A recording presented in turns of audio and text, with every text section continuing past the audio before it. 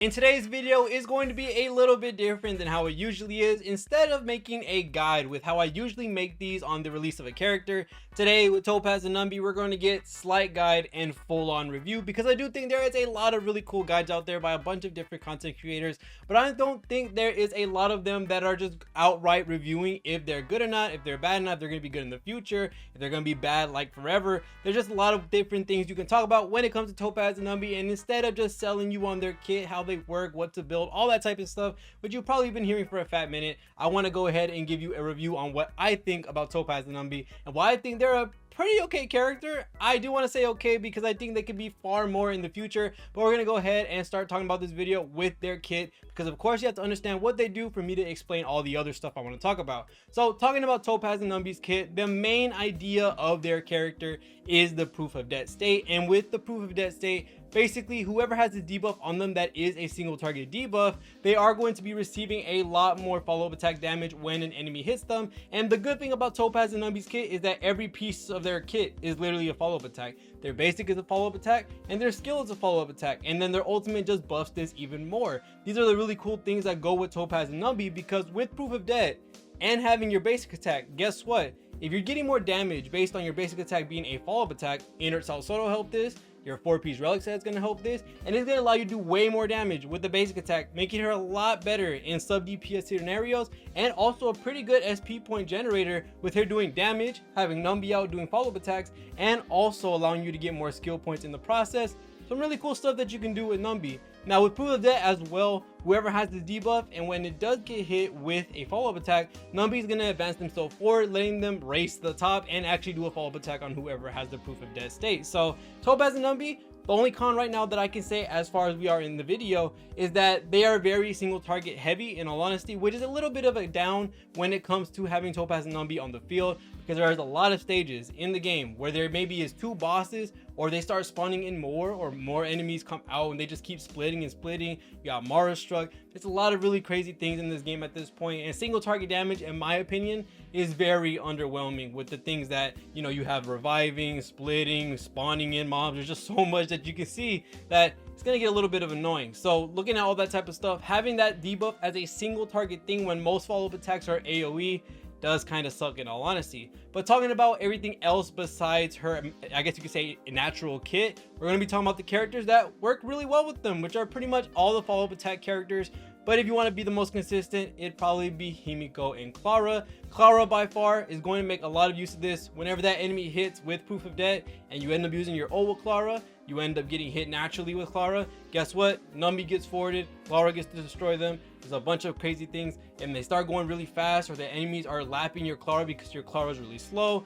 Numby's just gonna keep on getting forward. You're gonna get a follow-up attack, they're dead, GG. So there's a bunch of really cool stuff that goes with Clara. And then Himiko, fire with fire, have Asta with planetary rendezvous, a bunch of damage overall. Numby's gonna be getting his damage, Topaz is gonna be generating skill points, Himiko can use their skill, Asta can use their skill, Asta can speed boost. There's a lot of really cool teams that you can do with these two, and they sync up pretty well, in all honesty. Now the problem is when you get to the point where you talk about these other follow-up attack characters, and I know a lot of people are bringing up, well, what about Herta? What about Jing Yuan? What about March 7th?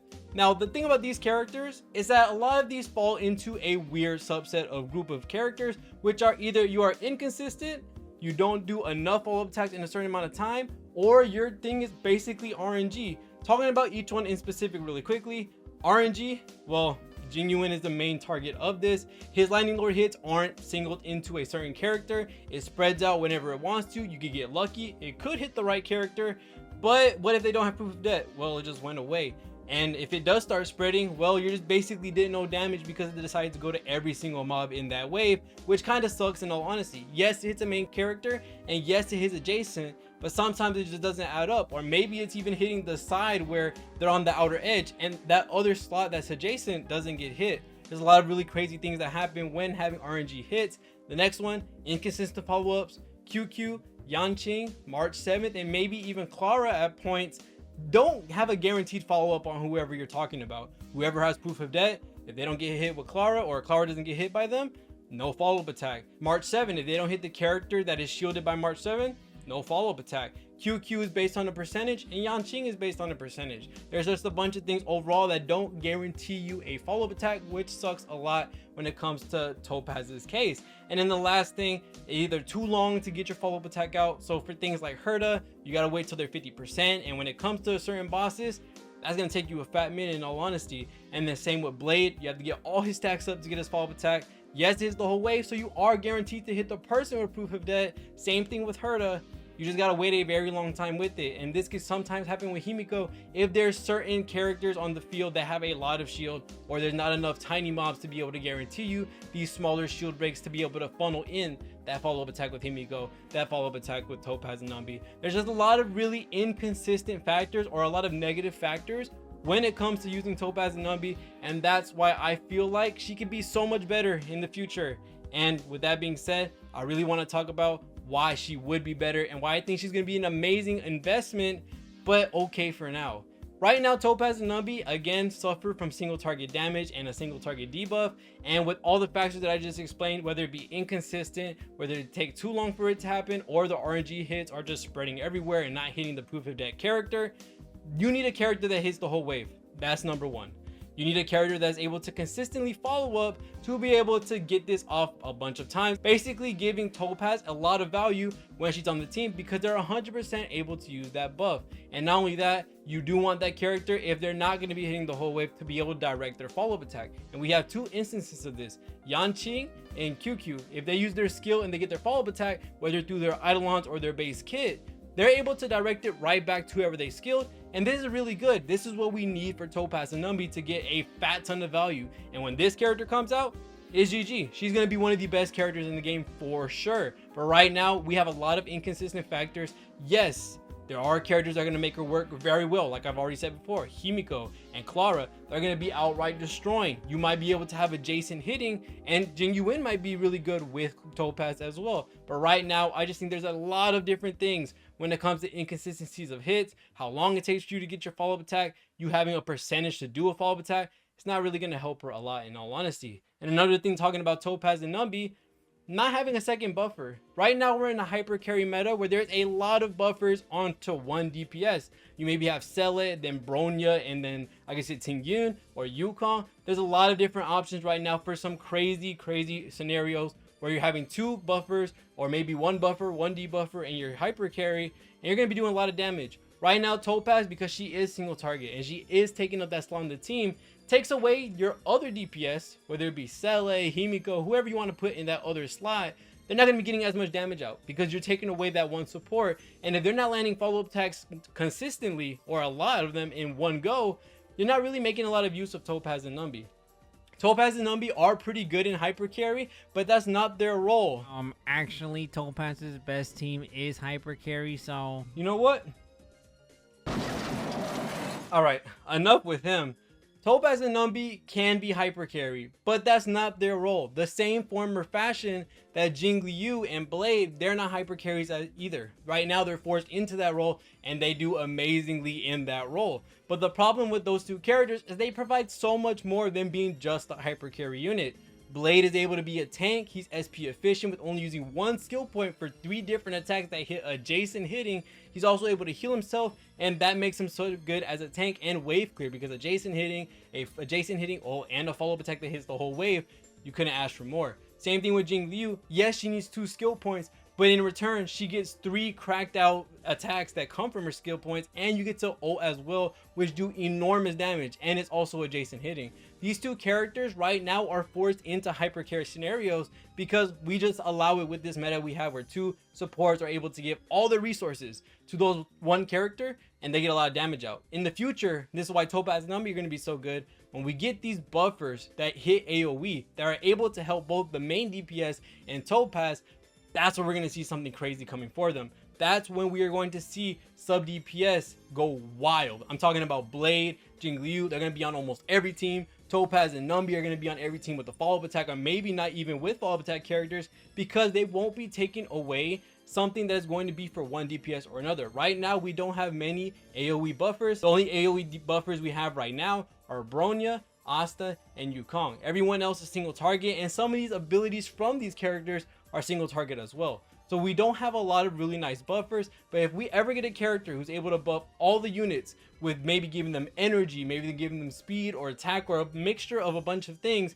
that way you're not sacrificing as much by having Topaz, by having one other character on the team, and then Topaz is fine. She's not taking any value away from the character. But right now, we are in a really crazy hyper carry meta, and with the characters we have right now, they kind of sustain that meta going for a long time. So until we get some other characters, whether it be a consistent follow-up attack character or a consistent buffer that's AoE, we're not going to really see a lot of value come from Topaz right now. Yes, she's still a good character, but right now I think we're not seeing the full extent of what she could possibly be, and in the future, I'm 1000% sure she will be absolutely god tier when we get these consistent characters coming out with follow-up attacks, when we get these buffers. I just cannot wait for this character to be able to get where she needs to be.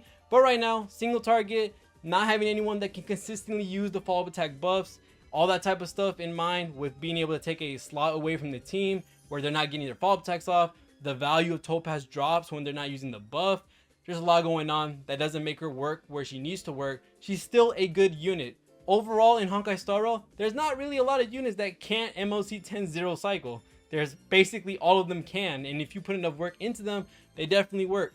Hyper carry works for Topaz. She does amazing damage, I know. Right now where her unit is as a whole with her kit, she's supposed to be sub DPS. She's supposed to be a support character. So right now, we are forcing her into hyper carry, which is fine. But in the future, I do see she's going to be into support role. She's going to be into that sub DPS role, and we're going to see her fly with whatever units we're going to get on in the future. Right now, I think she's absolutely amazing. You still can go pick her up right now as is, but I'm telling you right now, the same reason with Kafka.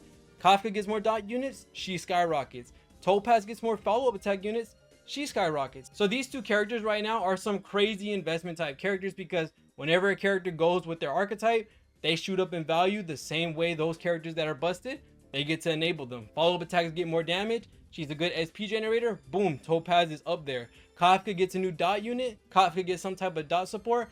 Boom, she's up there too, because they enable those teams and they're able to support those specific archetypes. That's why I say she's going to be super good in the future. But other than that, that's pretty much it for this video. I do think she's an amazing character. I do think that she's going to be nice right now, but overall, she's going to be an amazing investment for you to have in the future. When we do get those follow-up attack characters, when we do get those buffers, we're not guaranteed them right now, and we don't know when we'll get them right now. Maybe Ho-Oh is able to fulfill that, but we'll never know. Maybe Argenti's able to fulfill that. We never know. So other than that, right now, she's a pretty nice unit. I think she's going to be way better in the future. So if you want, go ahead and wait for her rerun. But if you want to get her right now because you like her design, you want to run her hyper carry, go ahead. She's still a good unit overall. I don't think any character in this game so far has been so bad to the point where I'm recommending you not to get them. Right now, I'm just saying that she's currently not going to be at her full potential where we are right now. With the characters we have right now and the supports we have right now, she's just not going to be at her max potential. So if you want to wait,